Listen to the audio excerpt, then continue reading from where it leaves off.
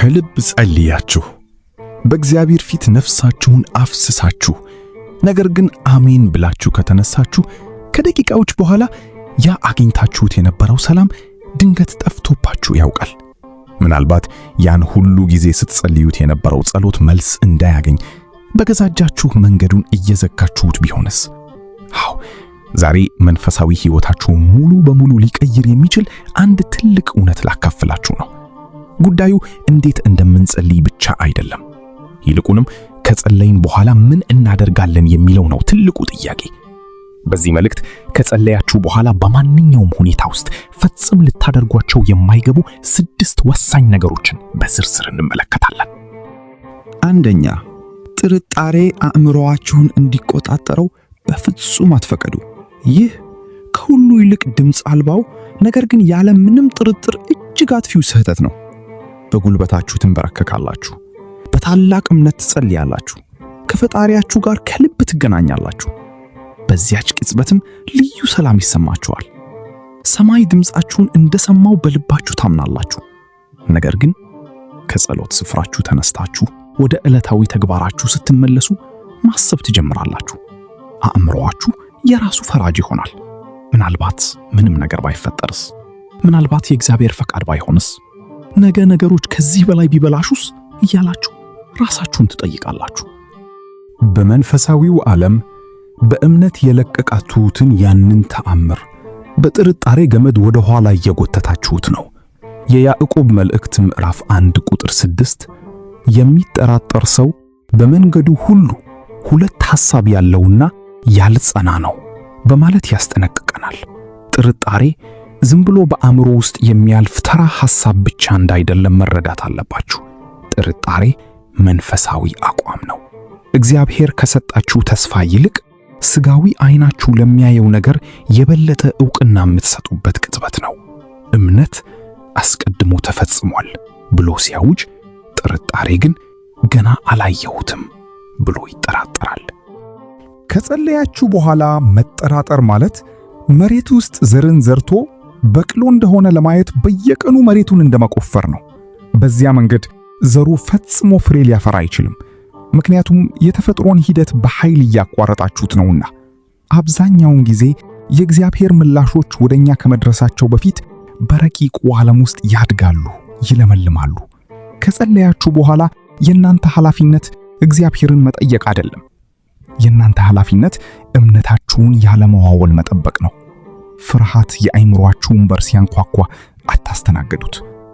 በሙሉ ስልጣን እግዚአብሔር ሰምቶኛል፣ ፈጣሪዬ ስለኔ እየሰራ ነው፣ መልሴም በመንገድ ላይ ነው ብላችሁ መልሱለት። ሁለተኛ፣ ከጸለያችሁት ጸሎት ጋር ሙሉ በሙሉ የሚቃረን ሕይወት አትኑሩ። ይህ ስህተት ከምናስበው በላይ እጅግ የተለመደ እና ለብዙ መንፈሳዊ ድርቀታችን ዋነኛው ምክንያት ነው። ብዙ ምዕመናን በሚያስገርም ስሜትና ትጋት ይጸልያሉ፣ ነገር ግን ልክ ከጸለዩት ጸሎት ጋር ሙሉ በሙሉ ተቃራኒ በሆነ መንገድ ይኖራሉ። በሌላ አገላለጽ ለእግዚአብሔር ቃል መታዘዝን ሳይፈልጉ የእምነትን ፍሬ ብቻ ማግኘት ይፈልጋሉ። እግዚአብሔር ለቤተሰባቸው ሰላምን እንዲያመጣላቸው ይጸልያሉ፣ ነገር ግን በማዕድ ዙሪያ ለሚነሳው ጠብና ጩኸት የመጀመሪያዎቹ አቀጣጣዮች እነርሱ ራሳቸው ናቸው። ለሕይወታቸው ዓላማ መለኮታዊ ምሪትን ይጠይቃሉ፣ ነገር ግን እግዚአብሔር ግልጽ የሆነ መመሪያ ሲሰጣቸው ከምቾታቸው ጋር ስለማይሰማ ችላ ይሉታል። ጸሎት መታዘዝን የምንሸሽበት መደበቂያ እንዲሆን ተደርጎ አልተፈጠረም። ጸሎት መነሻችን እንጂ መድረሻችን አይደለም። የያዕቆብ መልእክት ምዕራፍ 1 ቁጥር 22 ቃሉን የምታደርጉ ሁኑ እንጂ ራሳችሁን እያሳታችሁ የምትሰሙ ብቻ አትሁኑ ይላል። ይህ ማለት የዕለት ተዕለት ኑሯችሁና ውሳኔዎቻችሁ በጉልበታችሁ ተንበርክካችሁ የጠየቃችሁትን ነገር የሚደግፉ መሆን አለባቸው። ምክንያቱም እግዚአብሔር ስትጸልዩ የምትናገሯቸውን ውብ ቃላት ብቻ አይደለም የሚሰማው። ከጸሎት ተነስታችሁ ስትራመዱ አካሄዳችሁ ምን እንደሚመስል በጥንቃቄ ይመለከታል። ለገንዘብ በረከት እየጸለያችሁ ነገር ግን አንዳችም ቁጠባ ከሌላችሁና ያለምንም ማስተዋል የምታባክኑ ከሆነ የራሳችሁን የእድገት ሂደት እያበላሻችሁት ነው። ከአንድ ክፉ ልማድ ነፃ ለመውጣት ከጸለያችሁ ነገር ግን አሁንም ወደዚያው ወደሚያስራችሁ ቦታ የምትመለሱ ከሆነ ልመናችሁን ራሳችሁ እየተቃወማችሁት ነው። እግዚአብሔር እምነታችሁን ያከብራል፣ ነገር ግን መታዘዛችሁንም ይደግፋል። ከጸለያችሁ በኋላ ራሳችሁን እንዲህ ብላችሁ ጠይቁ።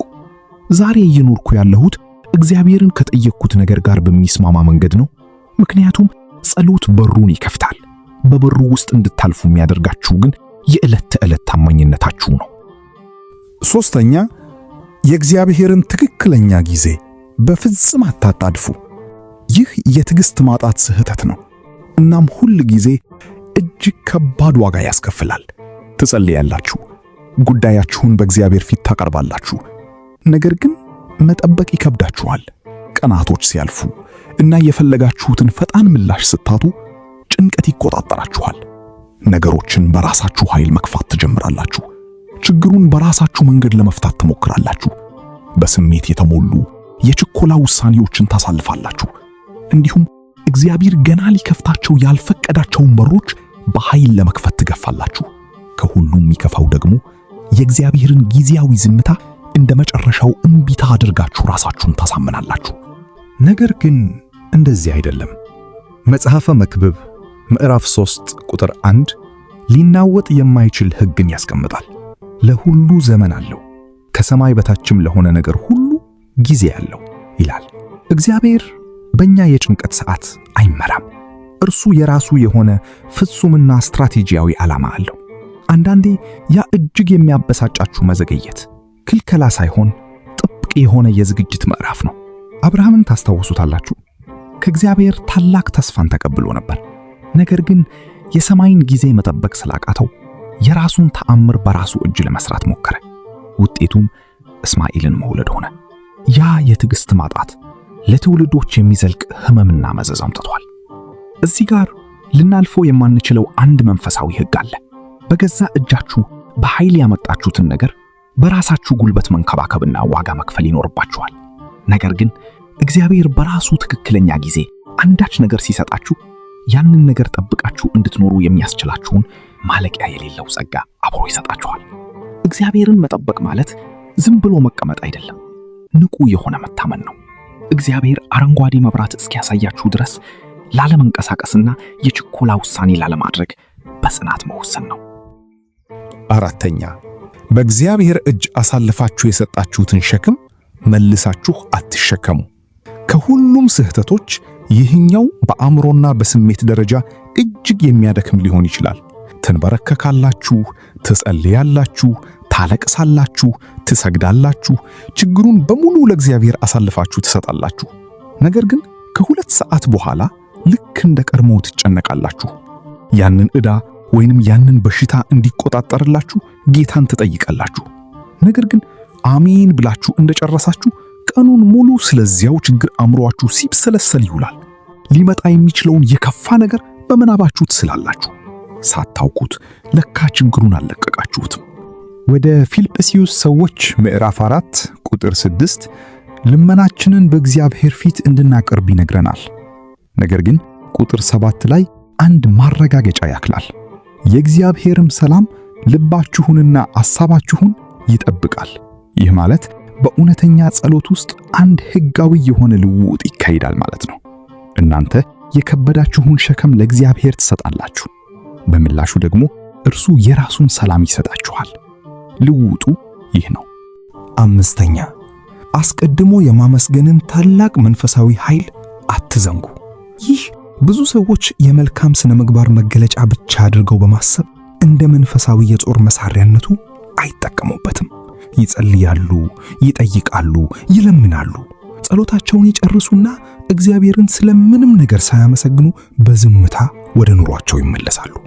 ምስጋናቸው የመጨረሻ ውጤቱን በማየት ላይ ብቻ የተንጠለጠለ ነው። ነገር ግን በእግዚአብሔር መንግሥት ምስጋና ልማድ ወይም ሥርዓት አይደለም። ምስጋና እምነት በተግባር ሲገለጥ የሚታይበት ከሁሉ የላቀው መገለጫ ነው። አንደኛ ተሰሎንቄ ምዕራፍ 5 ቁጥር 18 በሁሉ አመስግኑ የሚል ቀጥተኛ ትእዛዝ ይሰጠናል። እስኪ ጌታችን መድኃኒታችን ኢየሱስ ክርስቶስ እንዴት እንዳደረገ ተመልከቱ። በአልዓዛር መቃብር ፊት በቆመ ጊዜ ተአምሩን ከማየቱ በፊት ድምፁን ከፍ አድርጎ አብን አመሰገነ። የሞተው ሰው ከተነሳ በኋላ አልነበረም እግዚአብሔርን ያመሰገነው። ገና ድንጋዩ ከመቃብሩ ሳይነሳ አስቀድሞ አስቀድሞ አመሰገነ። ምክንያቱም አስቀድሞ የሚሰጥ ምስጋና ለመንፈሳዊው ዓለም እንዲህ ይላል፣ አባቴ ሆይ ሙሉ በሙሉ ስለምታመንብህ አሁን ስለኔ እየሰራህ እንደሆነ አውቃለሁ። ገና በእጄ ላልዳሰስኩት ድል አስቀድሜ አመሰግንሃለሁ። ብዙ ምዕመናን በብስጭት የሚኖሩት አይናቸው ገና ባልተፈጠረው ነገር ላይ ብቻ ስለሚያተኩር ነው። ነገር ግን በእምነት አስቀድማችሁ ለማመስገን ስትመርጡ አጠቃላይ አመለካከታችሁ ይቀየራል። ልባችሁ ከሰማይ ጋር ይስማማል፣ ሰላማችሁም ይረጋጋል። ከጸለያችሁ በኋላ ማመስገንን ተማሩ። ሁኔታው አሁንም ጨለማ ቢመስልም እንኳን ተነስታችሁ እንዲህ በሉ፣ ጌታ ሆይ ስለ ሰማኸኝ አመሰግንሃለሁ። ከበስተጀርባ ስለኔ እየሰራህ እንደሆነ አመሰግንሃለሁ።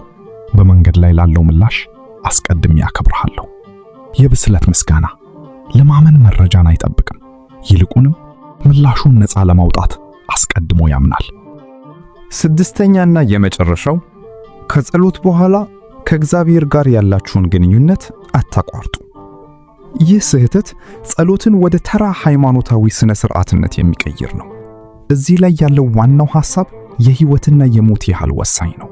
ጸሎት የተነጠለና አልፎ አልፎ የሚደረግ ክንውን አይደለም። ጸሎት ከፈጣሪያችን ጋር ያለን የዘወትር ተከታታይ የሆነ ኅብረት ነው። ብዙ ሰዎች በታላቅ ችግር ወይም በከባድ ፈተና ወቅት እጅግ በብስጭትና በኃይል በተመስጦም ይጸልያሉ። ነገር ግን አሜን ብለው እንደጨረሱ ቀሪውን ቀናቸውንና ሳምንታቸውን ልክ እግዚአብሔር ከነሱ ጋር እንደሌለ አድርገው ይኖራሉ። ጠዋት ይጸልያሉ። ከዚያ ግን በሥራ ቦታ፣ በንግድ ወይም ከቤተሰብ ጋር በሚያደርጉት መስተጋብር ውሳኔ ሲያሳልፉ ከመንፈስ ቅዱስ ጋር ያላቸውን ግንኙነት ሙሉ በሙሉ ያቋርጣሉ። አንደኛ ተሰሎንቄ 5:17 ያለማቋረጥ ጸልዩ በማለት ይህንን የአስተሳሰብ ማዕቀፍ የሚሰብር ትእዛዝ ይሰጠናል። እግዚአብሔር ጋር ያላችሁ ግንኙነት ችግር ሲመጣ ብቻ በችኮላ በሚደረግ የ5 ደቂቃ ንግግር የተገደበ ከሆነ ታላቅ መንፈሳዊ ውጤትን ልትጠብቁ አትችሉም። ግንኙነቱ ሁልጊዜ ሕያው ሆኖ መቀጠል አለበት። በምታገለግሉበት ቦታ፣ መኪና ስትነዱ፣ ስትሰሩ እና የዕለት ተዕለት ኑሯችሁን ስትኖሩ ለእግዚአብሔር ድምፅ ያላችሁ መስማት ንቁ ሆኖ መቀጠል አለበት። ይህ መልእክት ሕይወታችሁን ከነካው፣ ከፈተናችሁ ወይም አቅጣጫን ካሳያችሁ ይህንን እውነት መስማት ያስፈልገዋል ብላችሁ ለምታስቡት ሰው አሁኑኑ ሼር አድርጉት። እንዲሁም በኮሜንት ላይ እግዚአብሔር ሰምቶኛል ብላችሁ ጻፉ። በመጽሐፍ ቅዱሳዊ ጥበብ እና በመንፈሳዊ ብስለት ማደጋችሁን እንድትቀጥሉ ቻናላችንን ሰብስክራይብ ማድረግ ፈጽሞ እንዳትረሱ። ምስጋና ይሁን አንድ አምላክ ለሚሆን ለአብ ለወልድ ለመንፈስ ቅዱስ ዛሬም ዘወትርም ለዘለዓለሙ አሜን።